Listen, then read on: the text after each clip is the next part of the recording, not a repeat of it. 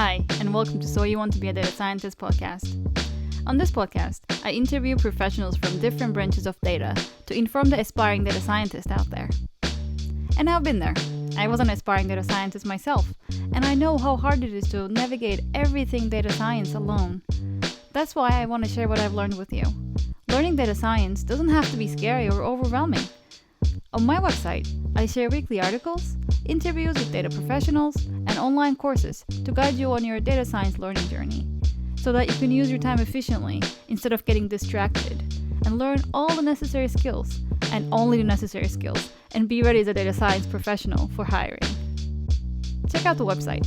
It's soyouwanttobeadatascientist.com. Hi everyone, welcome. Today I have Katia Stambolieva with me. She's a co-founder of NinaSpace and she's a freelance data scientist. So both are very exciting and I can't wait to start talking to Katia. So welcome. Hi, Misra. Thank you very much for the invitation. Yeah, thanks for coming. Okay, so the things that you're doing sound very exciting. I want to mostly focus on your freelance data science career. But first, I'm really curious about your company, NinaSpace. So can you tell us a little bit about what the company does and what you do there? Yeah, sure. So the company is also a data science company. So I haven't strayed too much from my craft.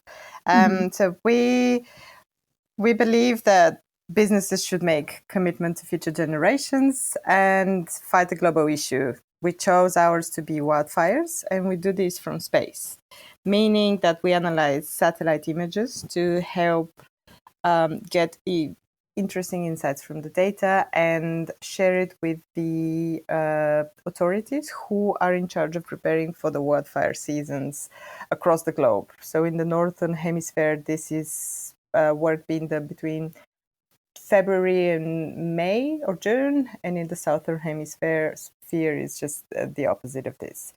So also with my startup, we're doing a lot of data science work in terms of we're working with satellite images. So we need to download, process them, analyze them, and drive some business decisions based on the insights that we have received from these satellite images.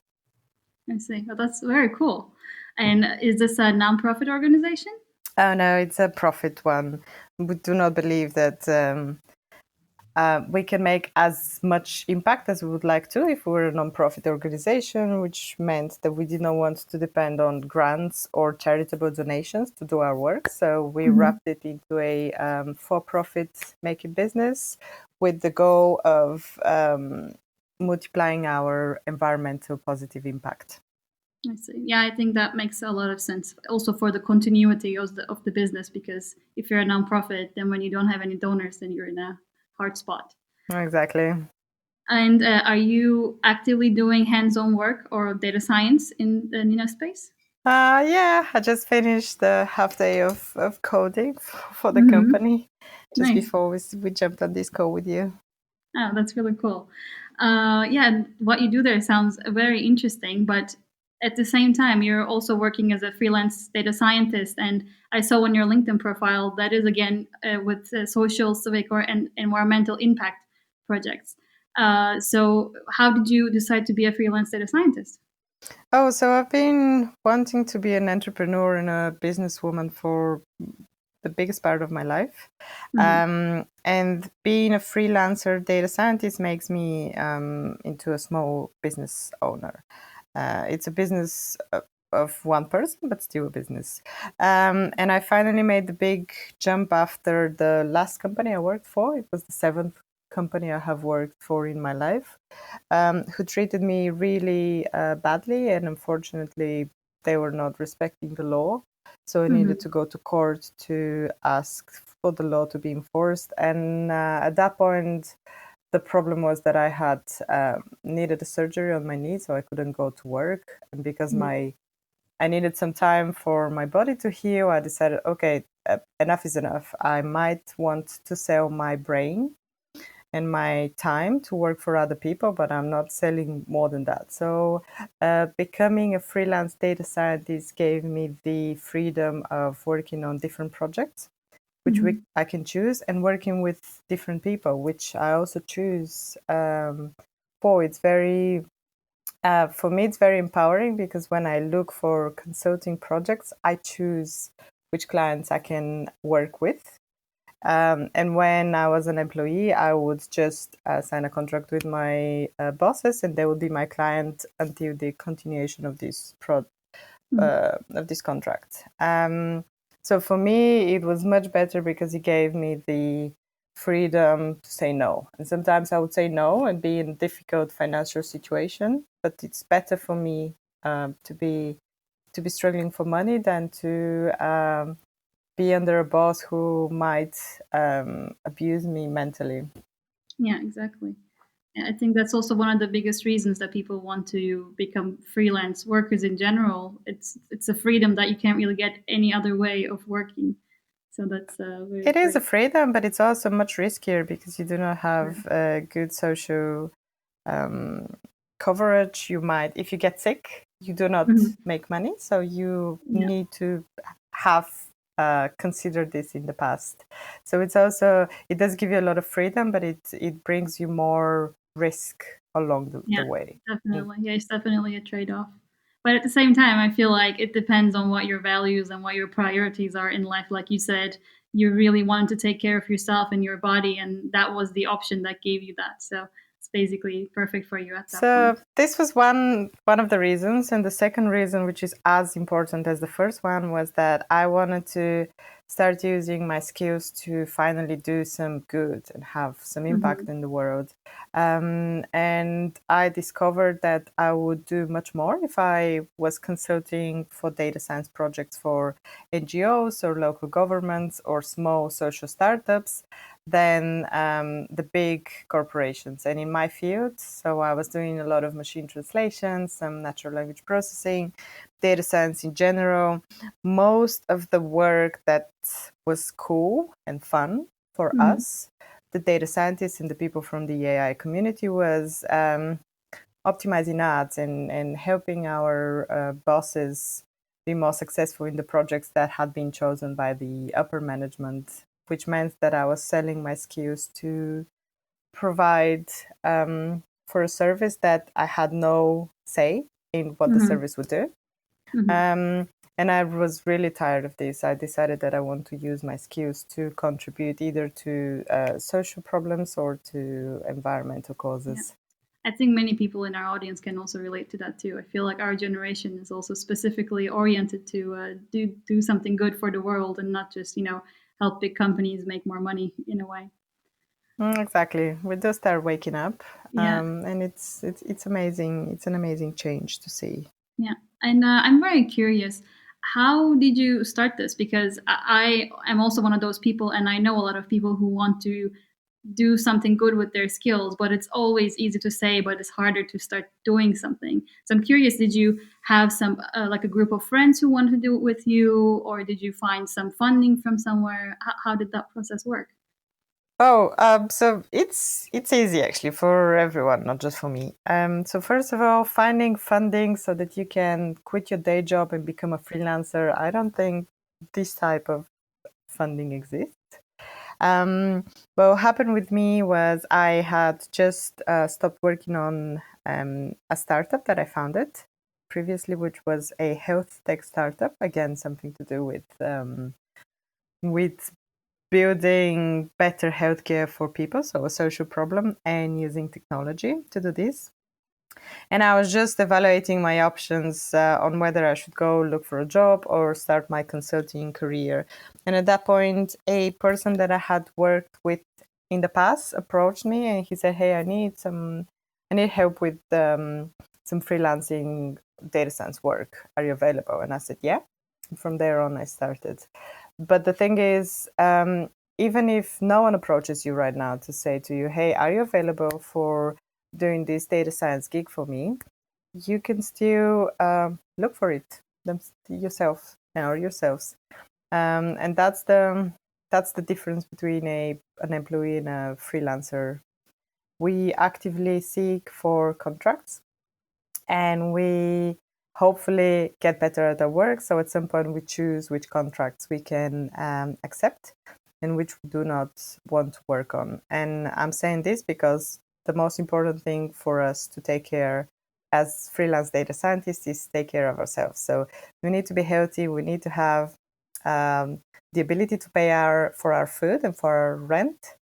And if you cannot do this, then take the contract that is in front of you, make the money you need to make so that you keep your mental and physical health, and then continue developing your practice as a freelance data scientist. Yeah, that's a really good advice. Okay, so let's talk a little bit about data science itself. How did you end up a data scientist? What was your qualification, or what did you study? I like to consider myself as a self-taught data scientist, which is not exactly like this. So I come from computer science background. My bachelor's was software engineering, and I really hated it. Software engineering without a purpose is very boring for me. And for my master's, I did natural language processing, which is the part of AI that deals with text. So machine translation, some machine learning in there, information retrieval, information extraction, basically what Google started on.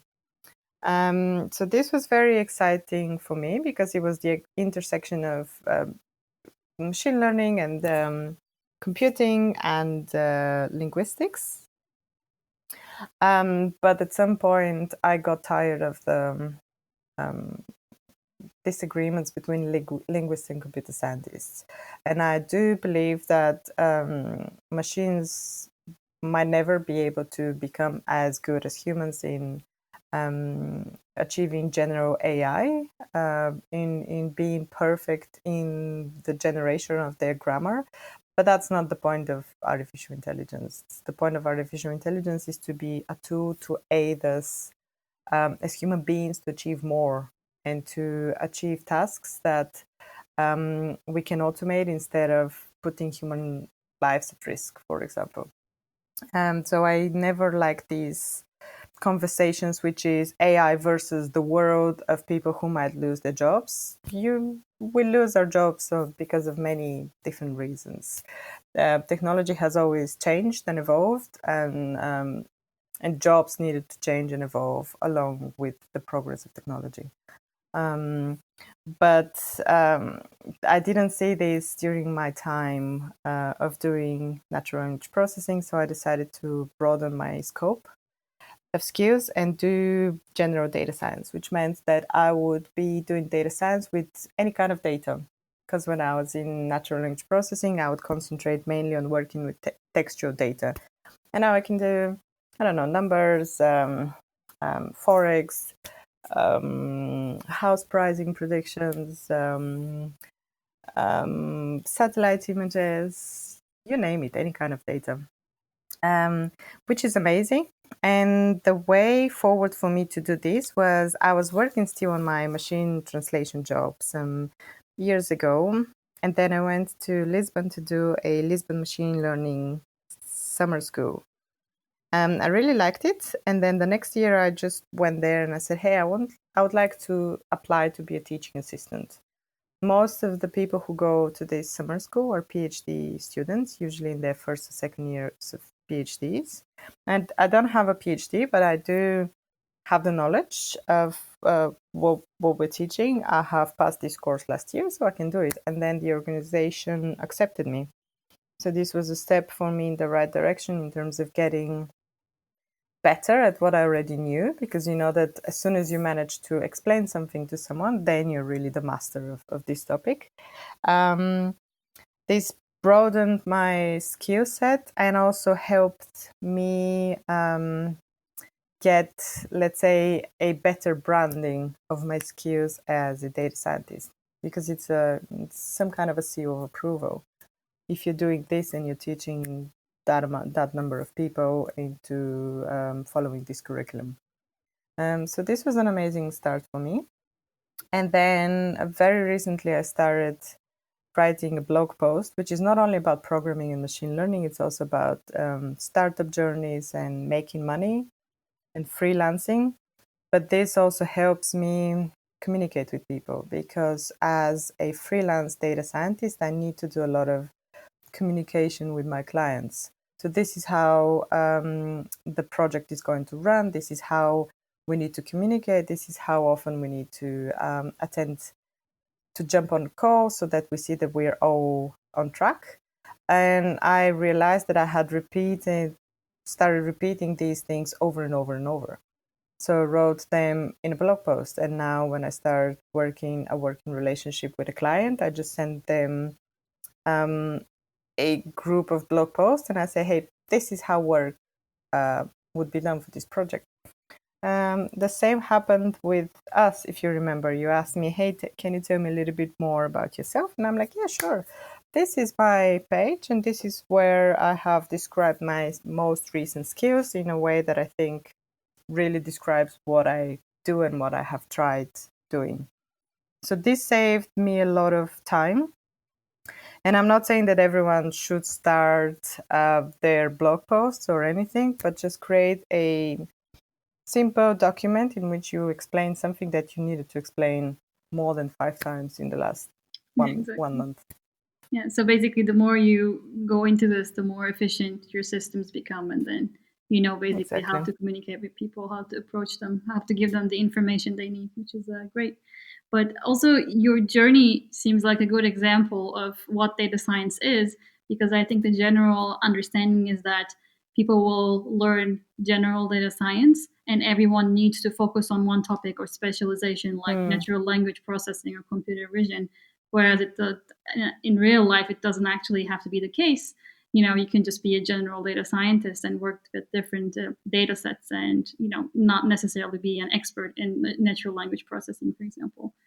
So I see 3 different types of data scientists nowadays in the world. Let's call the first type data analysts, which are the people who are mainly working on R, and they're working for the big firms like PwC and KPMG.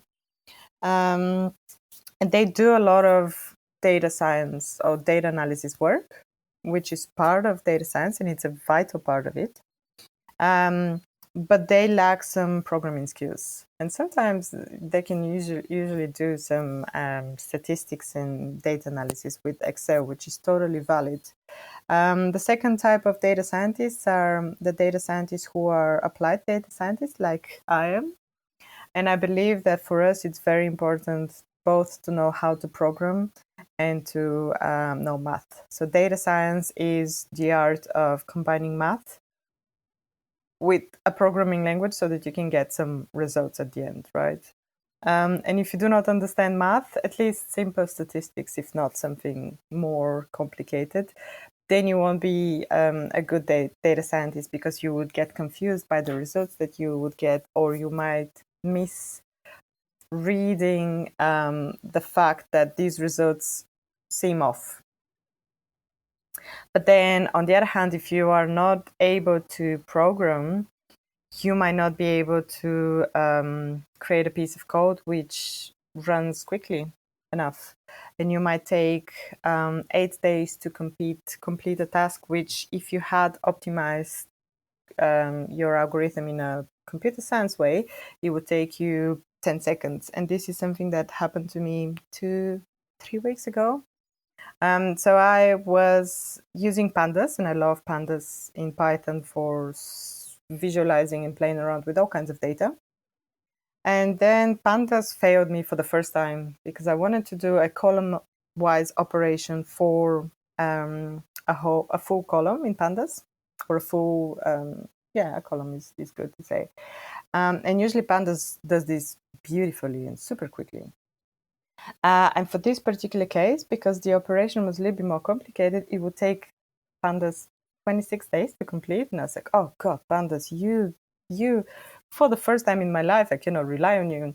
So I needed to sit down and think a little bit, okay, how can I do this with just coding? I'm going to do a for loop for every single value in this column, and then I'm going to apply what I want to apply to a cell, every single cell, instead of column-wise. So I created this algorithm, and it took me 10 seconds. So it really makes a big difference on whether you have the computer literacy, or rather computer science literacy, to be able to do something in data science which the tools in data science do not give you a good way, a fast way to do, and then you just code it yourself. And then the third type of data scientists are more of research scientists, and you would see them in big scale-ups who are trying to do some innovative projects, or in the big companies like Google, Microsoft, IBM. All of them, they have their research departments. And there you need to be more advanced in math and not that great in programming, even though it depends on the research group you're part of within a company. So you can have different skills within, if depending on which type of a data scientist you want to be out of these three types. But for me, it's really important that data scientists both understand mathematics and understand programming. And a tip for all of you who want to be a data scientist and you think that your computer science skills are not that amazing, there is a Coursera course called Algorithms, Design and Analysis. And it's the lecturer is Tim Roughgarden, who is a Stanford computer science professor. And so far, this is the best computer science introduction course that I have seen in my life. So if any of you guys have a feeling of, hey, my computer science skills are not that amazing as I would want them to be, take this course. It takes you 1 month to complete, and then you'll be a kick-ass person. Oh, that's really cool. Thanks. Okay, so you mentioned before about how, as a freelance data scientist, you always have to keep an eye out for projects. So one of the main questions that I want to ask is, how do you find projects? Good question, and there is no single formula that we can have. So for me, I mainly look for projects which are social or environmental, so that I see that I can have an impact there. And the way I started was through some connections that I had in the social entrepreneurship world in Portugal and in England. And I started asking around, hey, who needs some data science or data analysis, or however you want to call it, so that normal people can understand it? Who needs that for the projects which are making some change in the world? And then in the UK, a good entry point for me to start finding some projects was DataKind UK, which is an organization which holds a lot of data science meetups. But their main goal at that point, which was 3 years ago, was to find a good synergy between freelance data scientists and NGOs. So the NGOs would have a budget to complete a project that would have actual impact on the world, but they would lack the skills. So DataKind would match them either with freelance data scientists, or if they did not find freelance data scientists, they would try to find a partnership with a company which would give some of the time of their data scientists to help this project. So it started like this, but then for me, I also follow what social entrepreneurship startups around the world are doing, and if I like one startup, I just send them an email and say, hey, these are my skills. I love what you do because of this and this and this. I really want to use my skills to make impact in the world. So let's talk. And most of the time they do not reply. So far, I have gotten only 3 replies like this. But these had been the projects that I was really most excited about. So you just need to send emails to people. And if you and the people you have sent emails to really believe in the same thing, then they usually reply back. So it's a little bit of mining, but it's the same. So you always need to be on the lookout. But for me, you always need to be on the lookout if you're an employee as well, because you might want to just move countries or cities, so you need to start looking for companies in the new geography in which you want to go, or you're unsatisfied with your salary or with your boss, so you again are looking for people and countries that can provide your next employment. So everyone is all the time on a lookout. It's just the difference is just what we're looking for. Yeah, but it's also, I guess, slightly harder. At least that's how I perceive it. When you're a freelance data scientist, you not only have to find the projects and get in touch with people, you also have to prove them that you can actually do it, right? Maybe in terms of a portfolio or a well prepared CV or some example projects, I guess, because when you are an employee of a big company, I guess your next future employer will have that company as a reference. But when it's just you, it kind of gets a little bit trickier. Yeah, I haven't thought about this. I don't see a difference between that either, because if my previous employment is listed on my LinkedIn profile. So if a prospective client of mine wants to get in touch with my former bosses, they can do that. It's the same with your new employer reaching out to your former boss or to your boss before that to ask for a reference. And again, even when you're a freelancer, sometimes you do things under an NDA, sometimes you assign the code to your client, so you cannot even share that. You cannot show what you have done for these other people who have paid you for this work, because you also need to protect their part of the bargain. What is important is for you to believe in yourself, though, because when you are an employee, you need to pass the interview process, and after that you have a contract, so you need to stop pitching yourself. But as a freelance data scientist, you need to pitch yourself in front of every single new client that you have. And if you're not confident in yourself, it's going to show in your interview. Your voice might flicker a little bit. You might, and especially if there is a video, you might assume a posture which is a little bit more defensive. And these signs can be read by us humans without even us realizing. And it's totally okay to be not confident. Just continue trying. And at some point, you will have more successes than painful rejections that you can remember. And then your confidence will build in time with this as well. Okay, that's good advice. And what about after you get the projects? Do you normally work as a remote employee then for that specific company or organization, or do you go to their office and work there? So I prefer to have at least the first and the last meeting in person, because human contact is still very important. Nowadays, with the pandemic we're in, this is impossible, which is also good, because now us humans are learning how to be communicating remotely and effectively with our teams or clients or freelancers.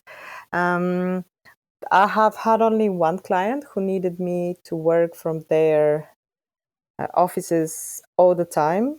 And this is one client for the 5 years of my freelancing work that I have encountered so far. And of course, if you have a huge time difference, so for example, if you're in Europe and you're working with someone in Australia, well, it depends. Maybe it's not that amazing to jump on a plane to go to Australia just for one meeting. No, definitely. But then, yeah, it's also possible to take work from companies who are in different or like far away countries, right? Oh, yeah. Yeah, that's also something you can do. Mm-hmm. And for the projects that are not confidential, can you share a couple of things that you did? So a couple of projects. So what I'm working right now is with some artists in the Netherlands who are doing art with using AI. So we are generating not artificially. Yeah, so we're generating poems based on the people's emotions. So imagine that you go in front of a screen, and then we give you these sensors that read your brainwaves, and based on your emotions, whether you're sad, excited, happy, we use AI to generate a poem for you. This is still work in progress, but I find it very exciting. And now I started discovering that there are many artists around the world who want to use AI to express their way of making art, which is very nice. Nowadays, there is a lot of demand for analyzing trading, automatic trading of stocks in data science, which I'm not saying that whether this is something that you should go for or not, but I see it a lot, at least in my searches. What else? There are a lot of, I don't know, there's tons of different projects who are using data science for all kinds of things. The poem one is something you're working on right now, right? Okay, so I'm working on the rhyming thing, and then I'm still analyzing data science, satellite images, and I'm working on my startup. And I do not have time to work on more things than these two. Now I can imagine. And are you the only data scientist in NinaSpace, or? Oh, no, no, no. We have 3 people. Before we were more, but the pandemic happened. Unfortunately, we ran out of money, so we needed to part with some of our employees, which is the reality of a lot of not only startups but a lot of companies around the world nowadays. And for NinaSpace, is that with computer vision, you're analyzing satellite images, right? But we are not using computer vision at the moment. There's a lot of research on understanding satellite images with machine learning, which is not computer vision, and with using the different bands of the spectrum of the light. So, for example, when you think of satellite image, you might imagine Google Maps, which gives us the visible light, which is the bands red, blue, and green. But there are more bands of radiation that we can capture. And for example, vegetation can be read very, very nicely with using the near infrared spectrum of the light. And for water bodies, we use a lot of the green band of the spectrum of radiation. So it's for me, it's very interesting to read what kind of bands can be used for what kind of purposes in detection of what kind of phenomenon in the natural world around the world. Yeah, it's really interesting.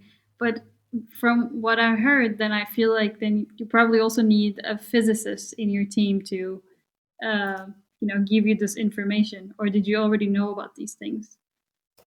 So we did not know, but there are some courses online that you can do, and I've done one which is called Earth Observation. So Earth Observation is the, let's say, the field in which analyzing satellite images lives in. And Earth observation also means that we can analyze photos from satellites, from drones, from UAVs, from planes. So a lot of different types of data. And why are they different? Because it's much more complicated to understand the coordinates of a given pixel of an image, which is taken by a drone, than satellite images.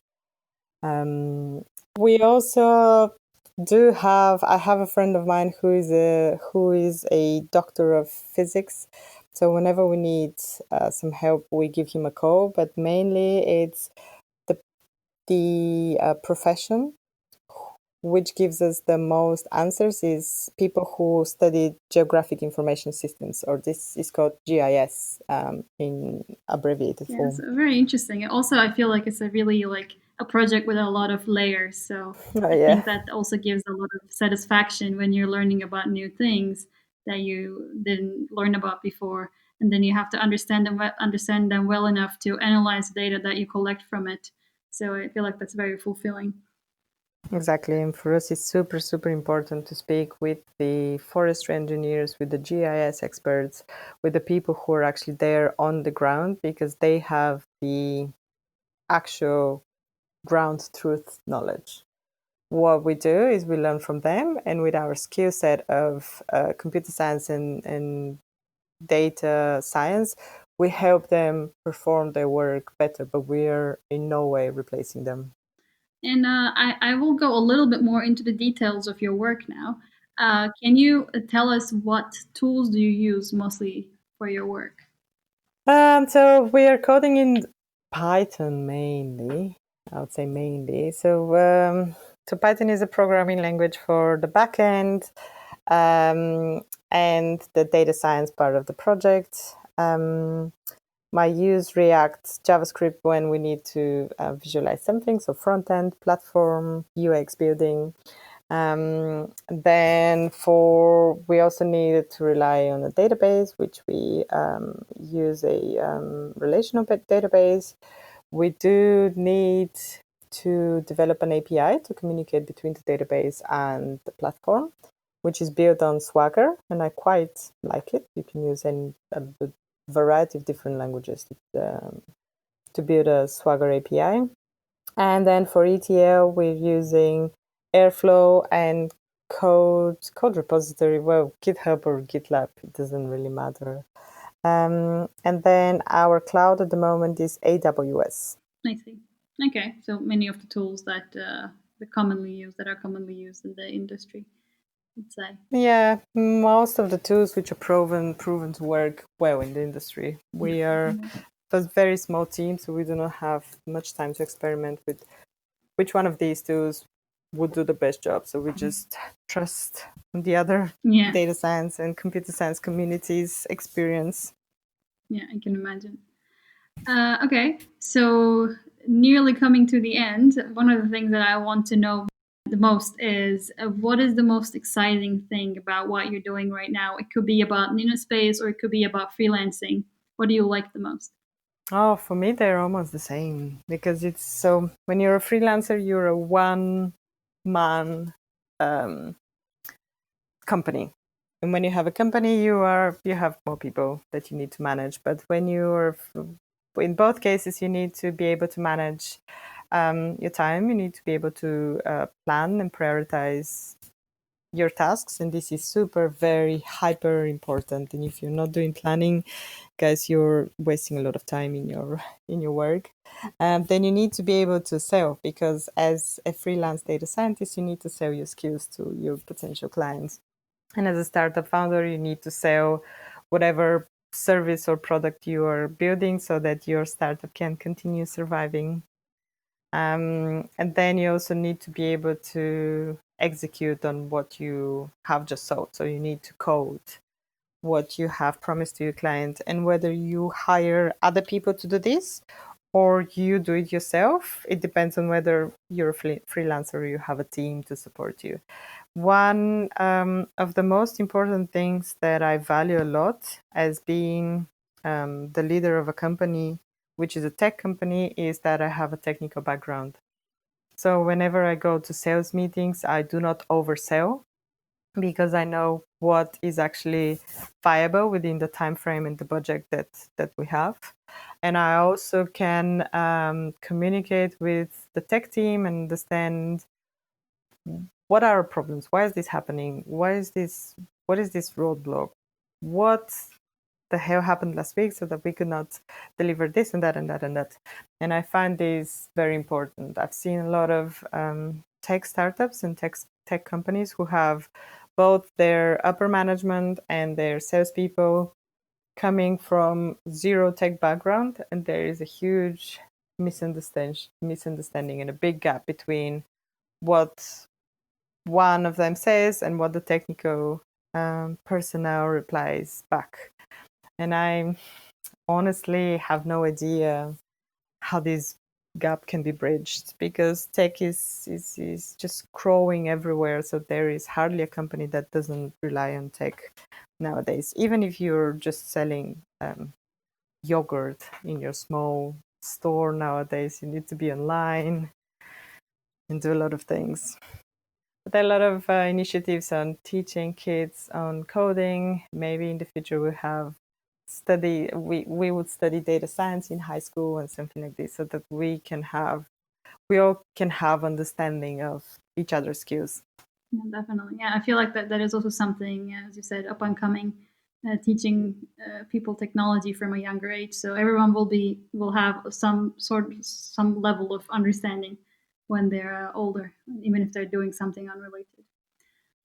And what about the most boring or the annoying part of being a freelancer? I would not say that there is a boring part in being a freelancer. I'd say that there is a boring part of being a data scientist or a computer scientist, and it is the part when you need to debug. Oh. I was doing I coded for 4 hours today, 3 of which were debugging.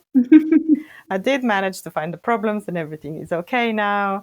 But oh my God, sometimes I feel so stupid and I know that it's something simple and I cannot see it and I'm wasting my time and energy into it. And then at the end, Stack Overflow on the third hour gives me the answer and I'm like, that little thing. Okay. It is a good satisfaction though, once you figure out what was wrong. Yeah, the problem is that you spend more time figuring it out, and then the satisfaction is just momentary until the next problem comes. Exactly. I want to also ask you about being a woman in a technology area because we're definitely underrepresented. So I'd like to ask you if you have ever encountered some sort of bias coming to where you are right now. So that's a very interesting question. I am originally from Bulgaria and I did my bachelor studies there. And in Bulgaria, there is no such thing as you're a woman, you cannot go into technology. It is true in Bulgaria that not that many women go for pure engineering, but computer sciences and software engineering, we are more or less 50-50. And even though on the higher management levels, there are still not that many women, middle management is pretty well balanced as well. So I come from a world in which if you're good in math and if you're good in coding and you're a woman, that's totally okay. And it's not looked at something strange and weird. Then when I started living around Europe, I saw that not that many women have chosen these professions. And I do not know what their reasons might be. But it is true that sometimes it can be tough if you're in your work environment, which is mainly male dominated, just because there were more male candidates than female candidates. And at this point, we cannot do anything about this. For example, I am still actually the only female founder of a space tech company in Portugal. And space tech is very much more male dominated than even just normal technology or data science, which is something that I don't specifically understand because we came into this business for my love of analyzing satellite images as well. I was so curious about, hey, this is type of data that I've never worked with, and this is so cool because I can actually sometimes inspect it with my own eyes and see what's happening there on the ground. So I started developing an interest in this, and I don't see any problem that any other woman should be stopped from developing an interest in other difficult technical challenges or topics. Yeah, thanks for those encouraging words. Also, I'm sure there are people amongst us who are listening who want to get into a more advanced area, but maybe they're lacking some role model, and you might be a role model for them for the future.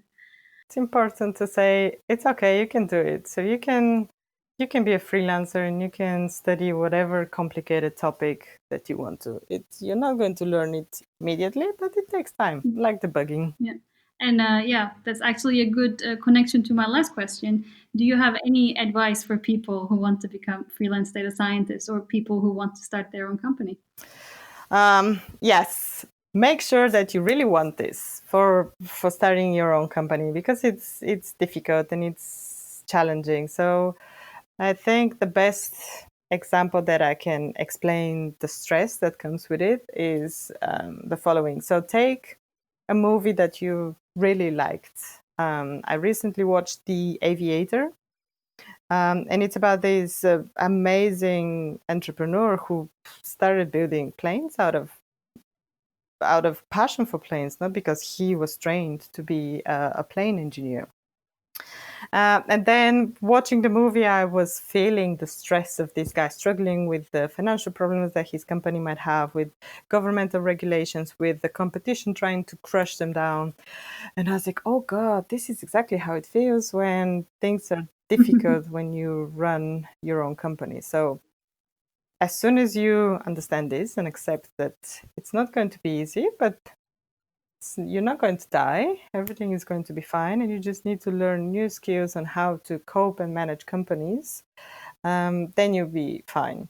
And being a freelance data scientist is easier than running a company because you do not have these restrictions. You do not need to provide for the salaries for your team so that you know that when the next pandemic comes, you can still support them instead of needing to let them go. You are the manager of your own time and your own time only, and it's much easier to plan for your actions when you're a one-person show than when you're a 10 people show, or when you grow and you become 50 people at some point and you're like, oh, wow, I need to really start thinking in a different way. So if you want to do this, just ask yourself this question: am I ready? And if you say definitely yes, then do it and see what challenges come with it.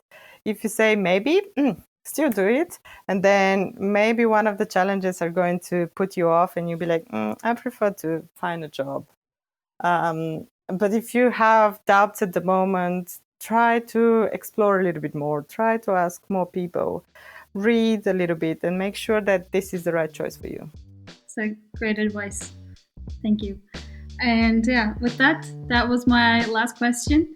Thanks a lot for being here today and sharing your experience. Even I learned a lot, so I'm sure our listeners learned a lot too. Oh, I'm happy. So thank you again for being here. Perfect. Thanks a lot for inviting me. It was a real pleasure.